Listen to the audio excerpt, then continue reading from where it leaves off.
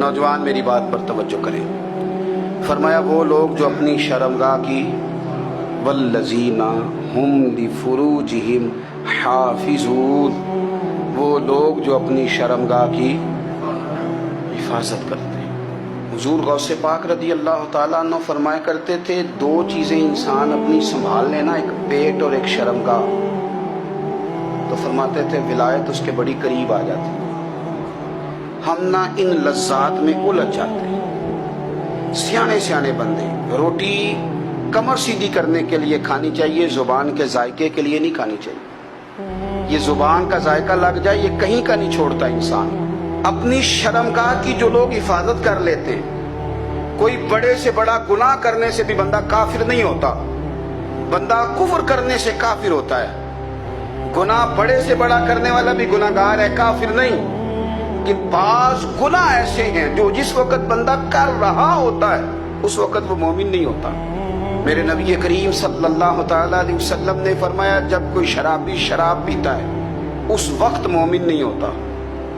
जब कोई चोर चोरी करता है तो उस वक्त मोमिन नहीं होता। और जब कोई जानी जिना करता है तो तब वो मोमिन नहीं होता। उतनी देर के लिए उसके दिल से ईमान निकाल लिया जाता है। ये जो हमारे लड़के बन संवर के निकलते हैं, ये जो मेकअप का खर्चा लड़कियों के बराबर लड़कों का होता जा रहा है, ये जो लड़के भी रात को चेहरे पर क्रीम लगा करके सोते हैं, ये बता सकते हैं कि मकासद क्या है? बता सकते हैं? यानी बच्चे भी बगैर शैम्पू के बाल नहीं धोते। मसलन क्या करना है आपने, उसका बड़ी बड़ी कीमती चीजें जो हैं वो आपने रखी हुई हैं, मकसद क्या है? ये जो हमारे बच्चे बन संवर के निकल रहे हैं तो क्या दावत दे रहे हैं सोसाइटी को? शार्ट निकरे पहन के जो निकले हुए हैं, उरिया लिबास पहन के निकले हुए हैं। इकबाल ने कहा था, दियार मशरिक हवस में गलता, शबाब उरिया शराब इसियां, जिसे भी देखो गरी के इसियां। हम ऐसी तहजीब क्या करेंगे? शबाब उरिया, तुमने अपनी जवानी नंगी कर डाली है सारी माज़अल्लाह।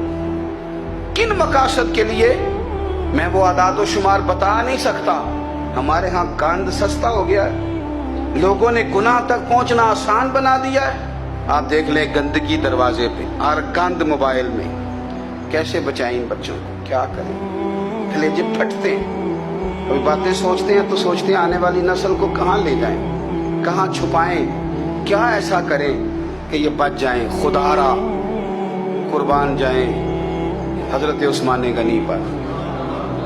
मुसन्नफ इब्ने अबी शैबा में सहाबा फरमाते, हजरत उस्मान गनी ना बड़े मालदार थे। माल आता है तो लोग अय्याश नहीं हो जाते, माल आता है तो लोगों की ख्वाहिशात बहुत बढ़ नहीं जाती। बड़े मालदार थे, मालदार भी थे और सोने भी बड़े थे। हजरत उसामा बिन ज़ाद कहते हैं, मैंने जिंदगी में इतना सोना बंदा नहीं देखा जितने हजरत उस्मान गनी खूबसूरत थे, पैसा भी हुस्न भी। लेकिन फरमाते हैं कि हजरत उस्मान गनी सबसे बढ़कर अपनी शर्मगाह की हिफाजत करने वाले और सबसे बढ़कर सिला रहमी करने वाले, रिश्तेदारों से अच्छा सलूक करने वाले, हया वाले, शर्म वाले, पाकीज़गी वाले। आपका ज़हन है, आप सुबह उठते ही ज़हन बना लें कि मैंने आज इतना सबक पढ़ना है, आज इतनी तफसीर देखनी है, इतनी इबादत करनी है, फलानी नात मैंने देखनी है, फलां खैर का काम करना है, फलां आदमी के साथ नेकी करनी है। सुबह ज़हन बना लें, आपका ज़हन वही काम करने लगेगा। लेकिन अगर सुबह उठते ही ज़हन में गंदगी है, रात को सोते ही माज़अल्लाह ज़हन में वसवसे हैं, तो फिर सारा दिन वही चक्की चलेगी, वही अंदाज रहेगा। थोड़ा सा आपको इसकी निगरानी करनी है, थोड़ा सा। फाशी उरियानी ये तेजी से फैल रही है, तेजी से गंदगी लोग कशीद करके लाते हैं। और हया का मतलब सिर्फ इतना ही नहीं है आप जिना और बदकारी से बचें, आप अपनी जुबान को भी हया वाला बनाएं। कोई कच्चा कमजोर जुमला, गंदी बात, गाली कभी भी जुबान पे ना आए। आपका अंदाज हया वाला हो, बेबाक हो जाना, बेबाक बोलना। मैं बारीकी से इस बात को समझता हूँ और मैं आपको बहुत सारी बुजुर्गों के इरशादात का निचोड़ अर्ज करने लगा हूँ। आप अपना ज़हन साफ कर लें, आपके बहुत सारे काम वैसे ही सही हो जाएंगे। क्योंकि हमारे दीन के अंदर ज्यादा अजर नीयतों और इरादों पे मिलता है। آپ کے جو اندر کی پاکیزگی ہے وہ بہت سارا فضل لاتی ہے اللہ کا. اور اگر دل ہی ناپاک ہو، ذہن ہی ناپاک ہو، تو وہ خیر کی چیزیں کس طرح کر کے داخل ہوں گی؟ اپنی شرمگاہ کی قربان جائیں. نوجوانوں ذرا غور کرنا.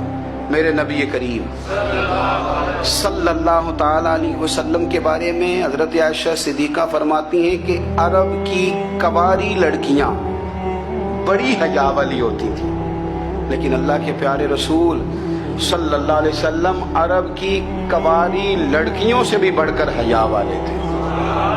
یہ ہمارے بچے مذاق میں ہمیں کئی دفعہ کہتے ہیں شادی کرا دو، شوگل میں ابا کو کہہ دیتے ہیں، ابا کو نہیں منہ پہ آگے کہہ دیتے ہیں، کہتے ہیں یہ بڑا بھائی مصیبت بن گیا، یہ ہٹے گا تمہاری باری آئے گی. آپ کچھ ایسی باتیں کر رہے ہیں، کچھ ایسے انداز آپ اختیار کر رہے ہیں جو وفادار لوگ کرتے نہیں. شرم و حیا سے وہ چیزیں ٹھل جاتی ہیں جو باتیں ہمارے بچوں کی زبانوں پر بے باکی کے ساتھ آنے لگی ہیں.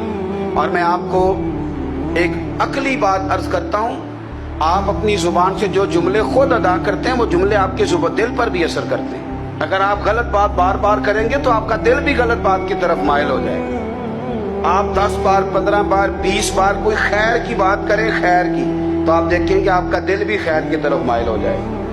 آپ خیر کی باتوں پر اپنے آپ کو لائیں، اچھی باتوں پر اپنی توجہ لائیں، آپ کا دل بھی اچھائی کی طرف مائل ہو جائے گا. کفل کا ایک واقعہ ترمذی میں ملتا ہے. ایک شخص کفل نام کا تھا بنی اسرائیل میں. ایک عورت مجبور تھی، اس کے بچے بھوکے تھے، تو کفل نے اسے مائل کر لیا کہ تو میرے ساتھ گناہ کرے گی تو پھر میں تیرے بچوں کی روٹی تجھے دوں گا. تو وہ عورت پہلے تو بیچاری نہ مانی، لیکن بچوں کی بھوک دیکھ کے مجبور ہو گئی. جب کفل کے قریب گئی نا وہ عورت، اس نے دروازے سارے بند کر لیے. ترمذی شریف میں اس کا واقعہ موجود ہے. چاروں جانب سے بند ہو گیا سارا کچھ. لیکن جب وہ کفل کہتا ہے میں اس بی بی کے پاس جانے لگا تو عورت کا وجود کانپتا تھا. جس بندے کو گناہ کی طرف جاتے اس کی طبیعت میں ہیجان پیدا ہو تو مانا یہ ہے کہ ابھی ذہن پورا غلیظ نہیں ہوا، ابھی طبیعت پوری گندی نہیں ہوئی، ابھی ایمان کی بہت ساری قسمیں موجود ہیں. عورت کا وجود کانپتا ہے. تو کفل کہتے ہیں کہ میں نے اسے کہا کہ سارے دروازے بند ہیں، اب ڈرتی کیوں ہے؟ تو کہنے لگی ڈرتی اس لیے ہوں کہ سارے دروازے بند نہیں ہوتے، ایک دروازہ کھلا ہے اور وہ دروازہ رب قدیر کا دروازہ ہے، اسے کیسے بند کیا جا سکتا ہے؟ تو کہتے ہیں جب اس نے یہ لفظ کہے تو مجھ پر بھی بات کا اثر ہوا، مجھ پر. تو میں نے کہا کہ اگر تو عورت ہو کہ رب سے اتنا ڈرتی ہے تو مجھے تو اس نے مرد بنایا ہے. تو مرد تو ہوتا ہی وہ ہے جو اپنے آپ پر کنٹرول کر سکے. تو اب نہ معاملہ آگے جائے گا، اب یہاں بات رکے گی نہیں، جا میں تجھے آزاد کرتا. عورت گئی، اس نے توبہ کی کفل نے، اور رات رو کے کہنے لگا مالک آج میں نے توبہ کی ہے تو میرے اوپر مہربانی کرنا، میری توبہ ٹوٹنے نہ پائے. رات اس نے توبہ کی، رات ہی انتقال ہو گیا. لوگوں کو پتا تھا بڑا بے حیا ہے، بد کردار ہے، گناہگار ہے، شاید لوگ اس کا چہرہ دیکھنے بھی نہ جاتے، پر مالک کریم ہے نا. حضور فرماتے ہیں سویرے اس کے دروازے پہ لکھ دیا اللہ نے، لوگوں رب نے کفل کے سارے گناہ معاف کر دیے ہیں. اس کے دروازے پہ لکھ دیا گیا. جب آپ اپنی حفاظت کرنا چاہتے ہیں تو اللہ پھر اسباب بھی پیدا کر دیتا ہے. اپنی شرمگاہ کی، اپنی نظر کی آپ خوب حفاظت کریں. اور میں آپ کو ایک بات عرض کروں، ایک بندے کے باحیا ہو جانے سے نا، ایک بندے کے ٹھیک ہو جانے سے اس کے دائیں بائیں بے شمار لوگ ٹھیک ہو جاتے ہیں. نہ چاہتے ہوئے بھی آپ کی نیکی کا اثر آپ کے دوستوں پہ پڑتا ہے، نہ چاہتے ہوئے. اور ایک بندے کے بگڑ جانے سے اس کے دائیں بائیں بہت سارے لوگ بگڑ جاتے ہیں، بہت سارے لوگ بگڑ جاتے ہیں. آپ اگر اپنے لب و لہجے پر یہ پابندی لگا سکیں اور اپنے آپ کو اگر آپ سنبھال سکیں تو پھر یاد رکھیے گا بڑی ساری چیزیں بہتر ہو جائیں گی. کچھ چیزیں ایسی ہوتی ہیں جو ہم نا فراخ دلی سے بانٹتے ہیں، اور کچھ چیزیں ایسی ہوتی ہیں جو مجبور ہو کر ہم دیتے ہیں. کئی دفعہ ایسا ہوتا ہے کہ سامنے والا کچھ زیادہ تکلیف میں ہوتا ہے اور ہمارے پاس بھی وسعت نہیں ہوتی، لیکن زیادہ اجر اسی بندے کو ملتا ہے جو تھوڑی تکلیف برداشت کرے اور سامنے والے کی تکلیف کو دور کرے.